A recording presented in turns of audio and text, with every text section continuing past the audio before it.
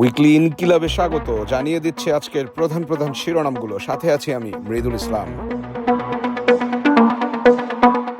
দেশের ইতিহাসে এবারের নির্বাচন হবে সবচেয়ে ঝুঁকিপূর্ণ বলেছেন নির্বাচন কমিশনার মোহাম্মদ আনোয়ারুল ইসলাম সরকার। এবারের জাতীয় সংসদ নির্বাচনে দেশের ইতিহাসে সবচেয়ে ঝুঁকিপূর্ণ হবে বলে মন্তব্য করেছেন তিনি।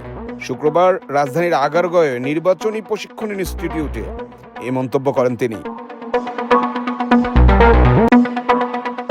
রোহিঙ্গা সমস্যার সম্ভাব্য কোনো সমাধান আমাদের হাতে নেই বলছেন পররাষ্ট্র উপদেষ্টা। রোহিঙ্গা সমস্যাকে বাংলাদেশের সামনে সবচেয়ে কঠিন সংকট বলে অভিহিত করেছেন পররাষ্ট্র উপদেষ্টা তৌহিদ হোসেন। এ সমস্যার সম্ভাব্য কোনো সমাধান হাতে নেই বলেও মন্তব্য করেন তিনি। মঞ্চ ৭১ সংগঠনের বিরুদ্ধে ব্যবস্থা নিতে স্বরাষ্ট্র মন্ত্রণালয়কে ১ সপ্তাহের আলটিমেটাম দিয়েছে মঞ্চ ২৪। সংগঠনটির দাবি, আওয়ামী লীগকে পুনর্বাসনের জন্য ভারতীয় আধিপত্যবাদী শক্তির সহায়তায় মঞ্চ ৭১ নামে একটি দেশ বিরোধী প্ল্যাটফর্ম সক্রিয় হয়েছে। ইসরায়েলে হামলায় নিহত হয়েছে হুতি প্রধানমন্ত্রী।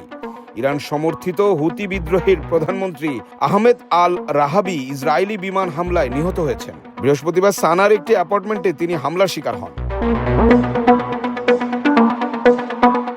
ট্রাম্পের বিরুদ্ধে মামলা করলেন মার্কিন কেন্দ্রীয় ব্যাংকের গভর্নর। যুক্তরাষ্ট্রের কেন্দ্রীয় ব্যাংক ফেডারেল রিজার্ভের গভর্নর লিসা কুক মার্কিন প্রেসিডেন্ট ডোনাল্ড ট্রাম্পের বিরুদ্ধে মামলা করেছেন।